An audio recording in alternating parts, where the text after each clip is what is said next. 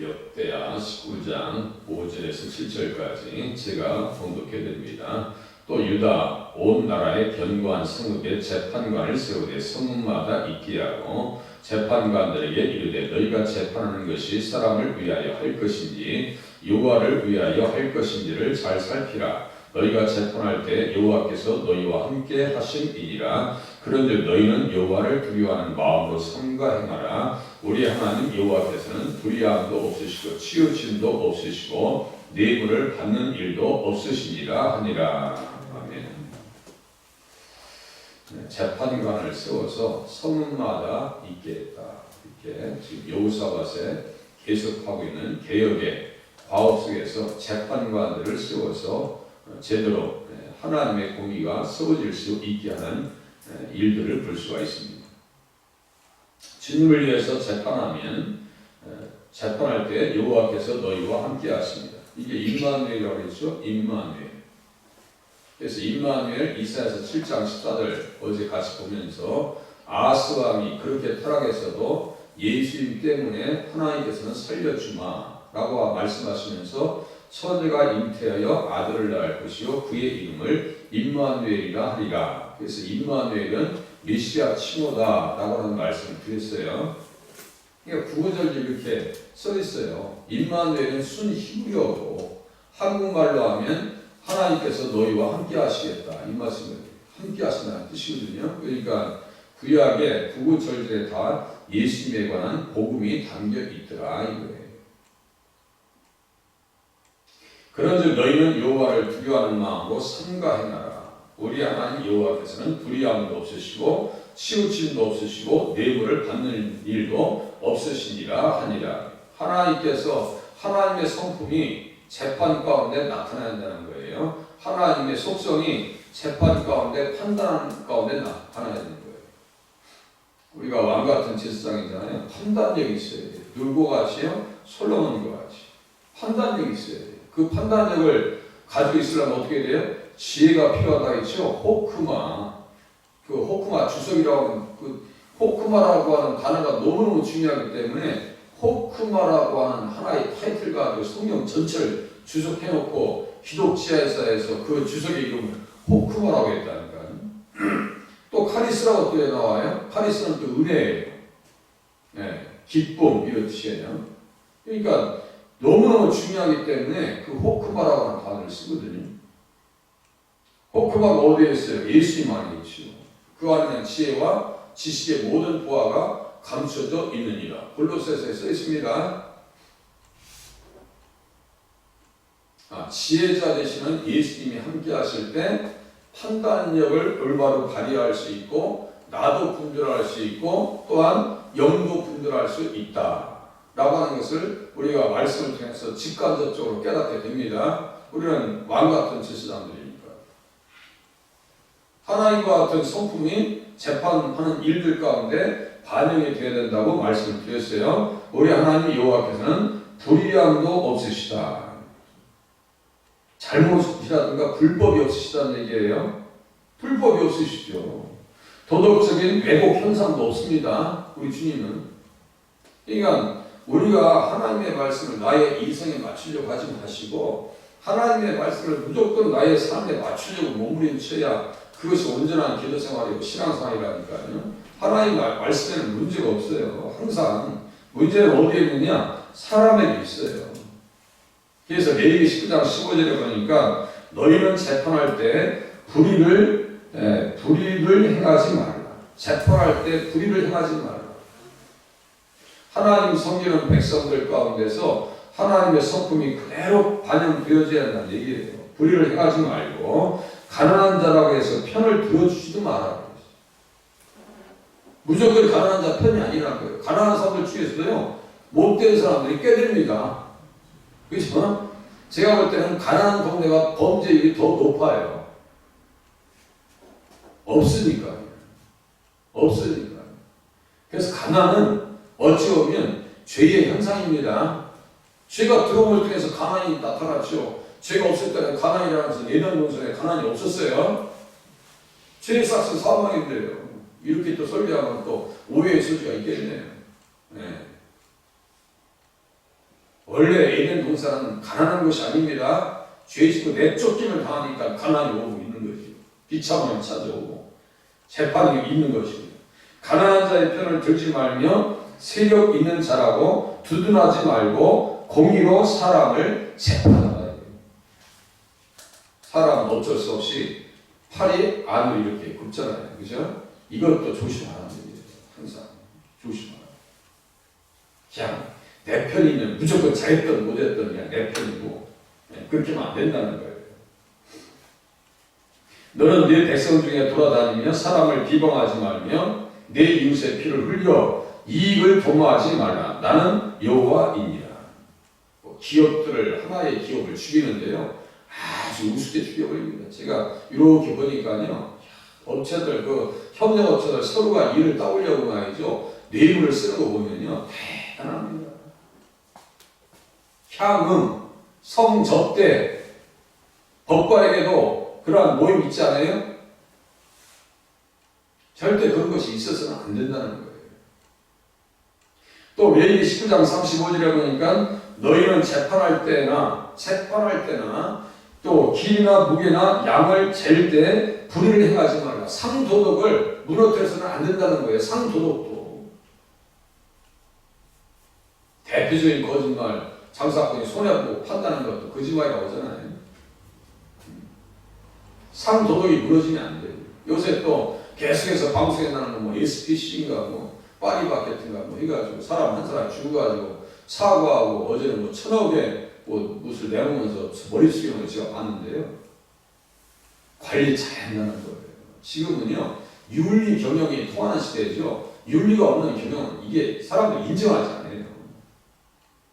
그냥 SNS로 잘못된 것을 드러내버리면요 불미언권 들어가 버리니까 경영자들이 영혼이 있는 기업, 윤리가 있는 경영 이런 것을 지금 많이 외치고 있잖아요. 그러니까 성경 자세히 보면요 하나님의 말씀대로 하지 않으면 기업체나 개인이나 무너질 수밖에 없어요. 하나님의 공의가 살아있어야 됩니다. 공평한 절과 공평한 추와 공평한 예배와 공평한 힘을 사용하라. 나는 너희를 인도하여 애굽 땅에서 나오게 한 너희 하나님 여호와이니라. 믿는 백성들이 잘 살아야 한다는 거예요. 믿는 백성들이.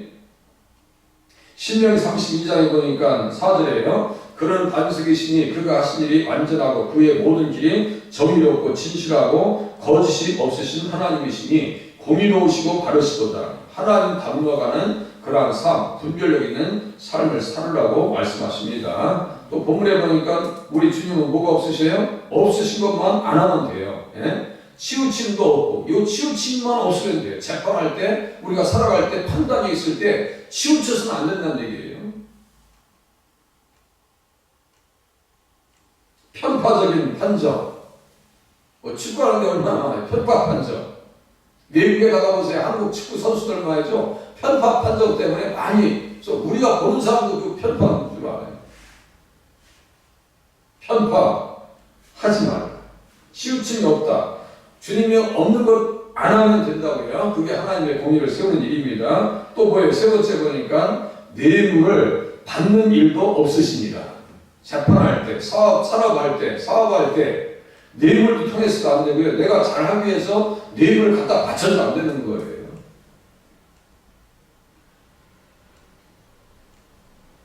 뇌물 때문에 망한 사람이 한 사람이죠. 그러니까 제가 한 개념을 쭉 연구하고 성경에서 살피다 보면 인물이 딱 등장해요. 인물이. 누가 한 사람 제가 끄집어낼게요. 하만입니다. 하만이 뇌물을 얼마 썼어요? 이스라엘 백성들, 유다 백성들 다 죽이기 위해서 은 1만 달란트를 씁니다. 은 1만 달란트. 그게 뇌물입니다. 아하수에로 왕에게 은 1만 달러를 바쳐가지고 맨 처음에는 모르게 대궐 문 앞에 자기를 높여놨으면 다른 사람들이 다 굽신굽신하고 머리 숙이고 좋아하고 눈치 보고 사는데 아니 모르게는 얼굴 들고 인사도 안 내요. 가만히 괘씸한 거예요. 괘씸죄에 걸립니다. 모르게 저 죽이는 일도 아닌데 가만히 모르게가 또 자기가 뭐라고 하냐면요. 자기는 유다임을 알렸다. 내가 왜 머리를 이렇게 안 숙이는데 하만은 아각 사람의 후손이에요. 왕족이라고 말씀드렸어요. 아각 사람은 어디 사람이에요? 아말렉 사람입니다. 아말렉 사람은 에서의 아들 엘리바스의 첩 딥나의 아들입니다. 그러니까 뭐예요? 에돔 족속입니다. 아말렉. 출애굽기 17장을 또 보셔야 돼요. 이렇게. 그러니까 성경이 다 이렇게 같이 연결해서 같이 내용들을 다 이렇게 모아놓으면 이 감정이 어떠한 감정인지 현장감 있게 볼 수 있어요. 일본 사람들과 우리 사람들이 같이 있으면 이게 우리는 축구에서도 져도 안 되고요. 해가 무언 일수록 일본 사람들한테 져서 안 돼. 그잖아요? 그런 감정의 골이 깊은 상태. 주님께서는 영원토록 아말렉 족속과 싸우시겠다라고 하시는 그 말씀을 모르드게가 가슴에 지금 안고 있는 거예요. 내가 왜 아말렉 사람 이 족속에게 어떻게 내가 머리를 조아릴 수 있냐 이거예요. 이거 머리를 꼿꼿하게 있다가 도저히 안 되겠다. 이거 인생들 다 죽여버려야지. 127도를 다스린다고 했어요. 페르시아가 바사 왕국의 127도 안에 예루살렘과 이스라엘까지 다 들어가 있습니다. 보세요. 이 보통 전쟁이 아닙니다. 유다인들 이스라엘에서 다 죽이겠다는 거 1차 포로로 들어가 있어요. 1차 포로가 1차 그 바벨론에서 회복돼서 다시 들어갔다고 이스라엘 땅에 그 땅에 있는 백성들도 다 죽여야 한다는 거예요. 지금 무엇을 해요? 뇌물 1만 달란트를 써서 허락받습니다. 이 뭐예요? 인정을 받아요. 일을 다 도장을 찍어줘요.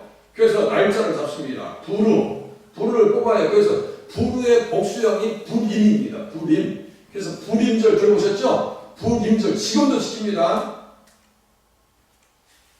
나를 얻었는데요. 12월 13일 날 얻어요. 12월 13일 날 얻어요. 그래서 그날 유다인들을 다 죽이게 돼 있어요.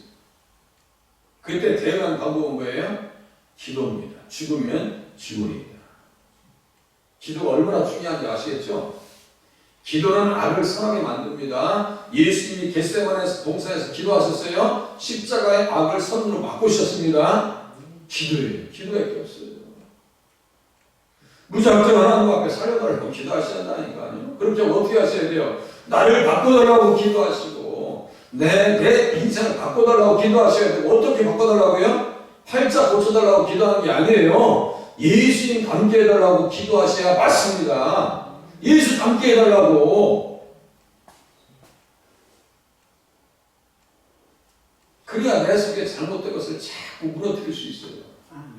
자아가 강해서는요, 신앙생활 성공할 가능성이 낮습니다.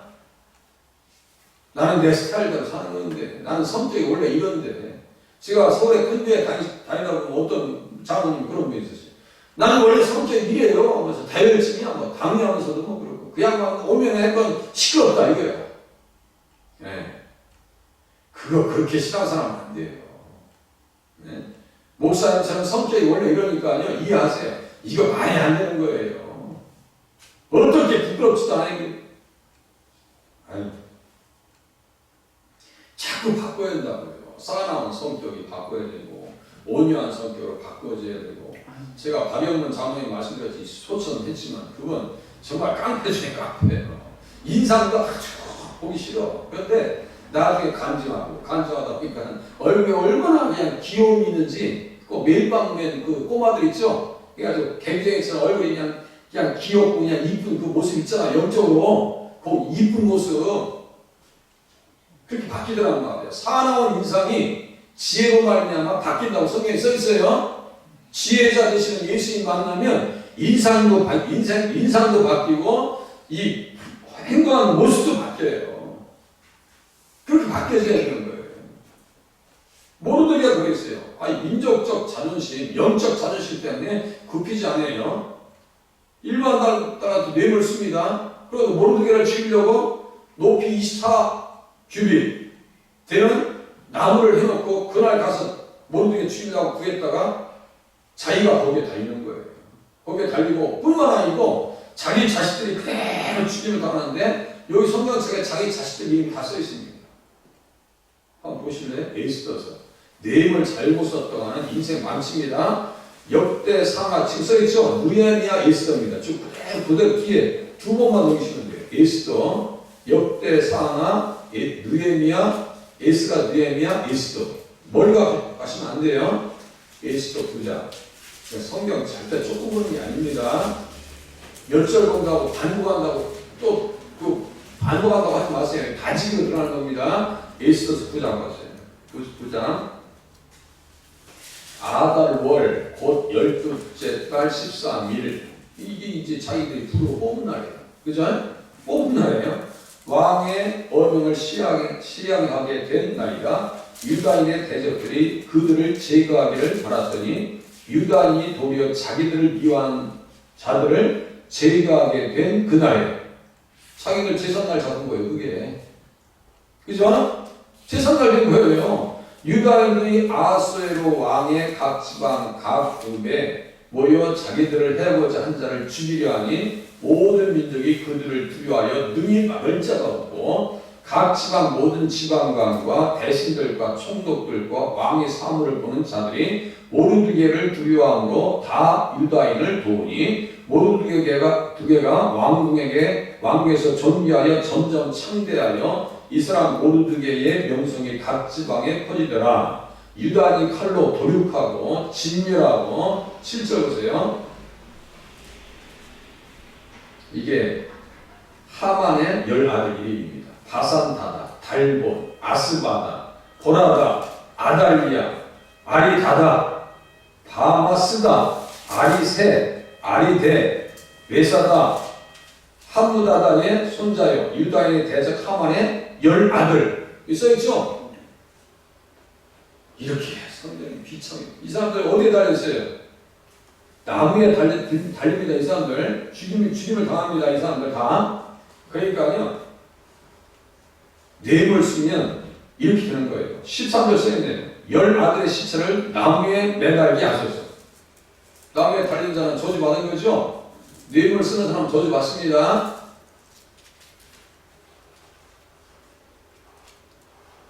뇌물 쓰는 사람들은 저주받는다고 신명기 27장 24절에 또 써있어요. 그러니까 저쪽에 있는 말씀 이쪽으로 이렇게 밝혀져요. 그러니까 그렇구나. 재판을 할 때 우리가 세상에 살아갈 때 우리를 왕같은 제사장으로 만들어 주셨는데 올바른 판단력을 가지고 분별력 가지고 오늘 한 날도 살아야 되겠다라고 하는 믿음이 생기잖아요. 그러니까 하나님 지혜로 충만하게 주시옵소서. 나머지 구절은 내일 새벽에서 19장을 마치도록 하겠습니다.